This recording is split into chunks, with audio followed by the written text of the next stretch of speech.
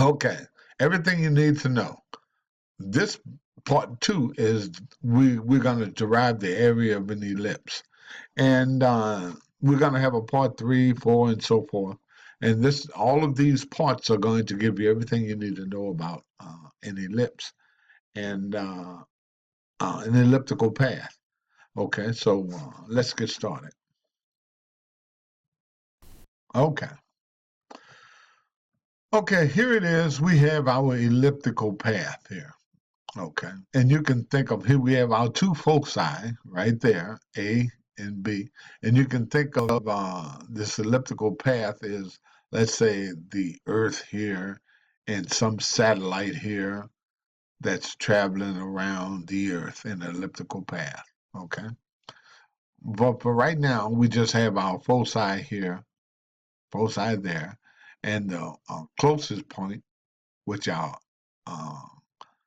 is our periapsis, and our furthest point here, which is our apoapsis. Okay, and if it's Earth, it's called perigee and apogee. Okay, and if it's the Sun, it's here at the foci. It's called perihelion and apohelion. But right now, let's just look at this ellipse because we're going to integrate this ellipse or sum up these rectangles from 0 to A. So from 0 to A is the semi-major axis, and from 0 to B is the semi-minor axis, which we call B. So from 0 to B, from 0 to C, looks like it, we have here on the y-axis is B, which is the semi-minor axis, and from 0 to A is the semi-major axis. And in calculus, what we do is the area is equal to the integral of y dx. And what we're doing is this integral is really summing up all of these rectangles, okay, from 0 to A.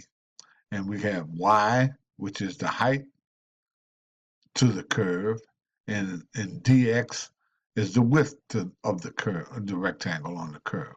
So that's y dx. Okay. So we're going to sum from 0 to A, the semi-major axis along the x-axis. Okay.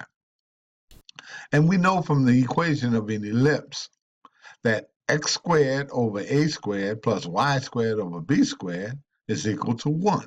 And if you viewed the previous video where we derived this equation, you'll see that we derived this equation from the foci to a point from the foci A and B to some point on the ellipse, and we derived this equation in I think part 1 of the video, a video series. Okay. A is the semi-major axis and B is the semi-minor axis. A here is the semi-major axis and B is the semi-minor axis.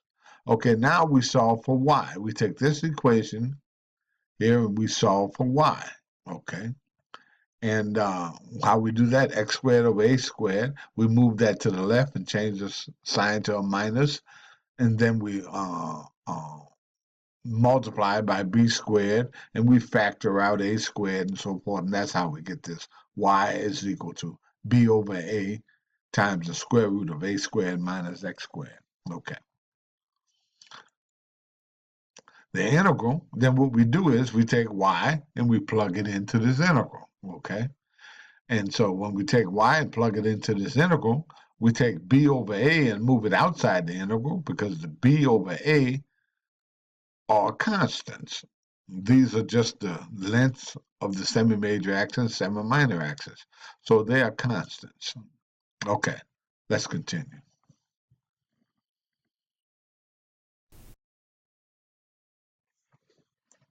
Okay, we know from the previous equations, we know from the equation of an ellipse, previous slide, our equation area is equal to b over a times the integral from 0 to a times the square root of a squared minus x squared dx.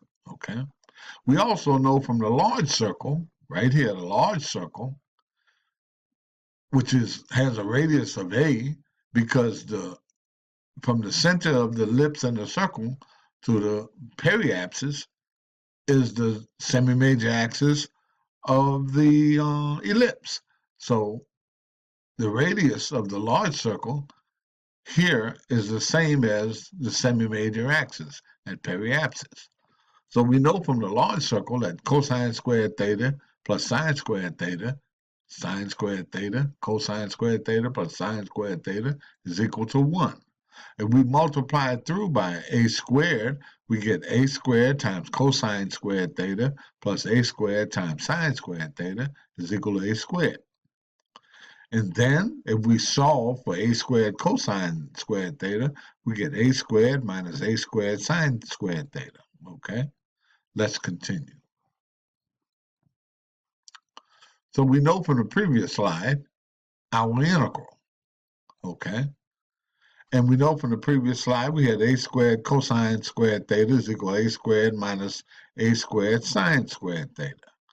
And if we take the square root of both sides, we have a times cosine squared, a times cosine theta is equal to the square root of a squared minus a squared sine squared theta. Okay. Now, this looks very familiar up here. These two look alike. So I'm going to say, let's let x squared equals a squared sine squared theta. Let's let that equal to it. Okay. It doesn't equal to it, but let's let it equal that. And take the square root of both sides. Okay. So x is equal to a sine theta if we take the square root of both sides. And if we take the derivative of both sides, dx is equal to a cosine theta d theta.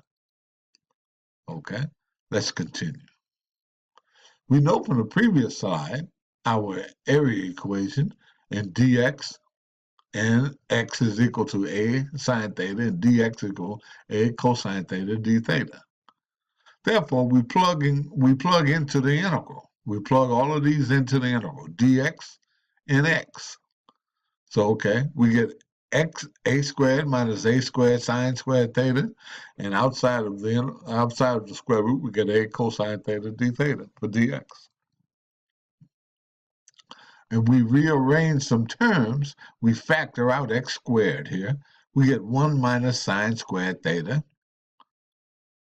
under the integral. And if we take the square root of a squared, we bring it outside the integral, and a over a is equal to 1. And we also know that 1 minus sine squared theta is equal to cosine squared theta. Okay, so we plug that in. And we also know that the square root of cosine squared theta is just cosine theta. And cosine theta times cosine theta is a times cosine squared theta. And we bring the a outside. Okay. Let's continue.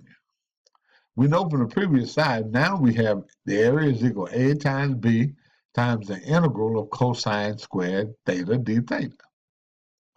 Now we have to change the limits, because previously when our equation was in, our integral was in dx, we were integrating from 0 to a. But now our integral is in d theta. So we're integrating from 0 to pi over 2, okay, for the first quadrant. So since x is equal to a sine theta, when x is equal to 0, sine theta is equal to 0 divided by a, which is equal to 0. Therefore, theta is equal to 0, right there. That's the lower limit, okay? For our upper limit, which is a, when x equals a, right here, when x equals a, sine theta is equal to a over a, which is 1, and theta is equal to pi over 2.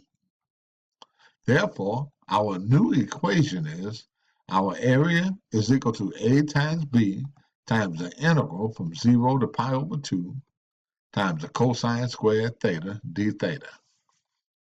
Let's continue. We know from the previous slide our area. We know the trigonometric identity, cosine squared theta is equal to 1 plus cosine 2 theta divided by 2. So we plug that into our integral. And we have the integral from 1 plus, we have the integral, our area equals AB divided by 2 times the integral from 0 to pi over 2 times the quantity 1 plus cosine 2 theta d theta. We brought the 2 outside the integral. See, we just brought it outside the integral. Therefore, the integral of the sum is the sum of the integral. So what we can do is divide this up in parts and multiply the whole quantity by a times b over 2.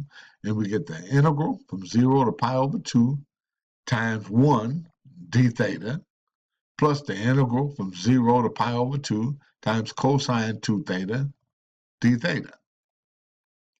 Now, we can't integrate. Cosine 2 theta is difficult to integrate. So let's use u substitution for that. So we'll let u equals 2 theta. And if we take the derivative of u equals 2 theta, we get du equals 2 d theta. And then we solve for d theta, we get du over 2. Okay, so now let's continue. We know from the previous slide with our u substitution, and also we got to change the limits. So when let u equals 2 theta, which we said previously, when theta is equal to 0, which is the lower limit, u is equal to 2 times 0, which is 0. Okay? When theta is equal to pi over 2, the upper limit, u is equal to 2 times pi over 2, which is pi.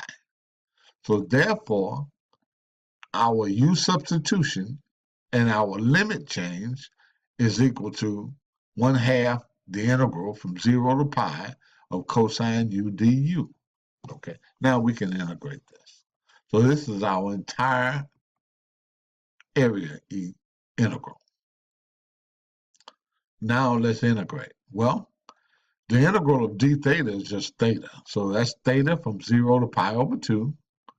And the integral of cosine u is sine u. So that's 1/2 sine u from 0 to pi. Okay. So in plugging in the limits in sine u, we get 1/2 times sine pi minus sine 0. And that's equal to 0 because the sine of 180 degrees, which is pi, is 0, minus sine of 0, which is 0, times 1/2 is equal to 0. So that's equal to 0. Okay, so let's continue. So we know from the previous slide, we had a times b divided by 2 times the theta from 0 to pi over 2. Therefore, we plug in our limits, pi over 2 minus 0, and we get, for the first quadrant, we get pi times a times b over 4. The area of the entire ellipse, multiply both sides by 4. And we get 4 times a equals 4 times pi times ab over 4. These 4's cancel. And we call 4 times the area of our ellipse. And it's equal to pi times ab. And that's it. Everything you need to know. Derive the area of an ellipse, and that's just what we've done. In part 3 of the next video, we will derive the velocity of an object at any point along the elliptical path. That's going to be very interesting. That's going to be a very interesting calculation. So I enjoyed this video. I hope you learned something. It's not magic. It's the law. Until next time. Thank you.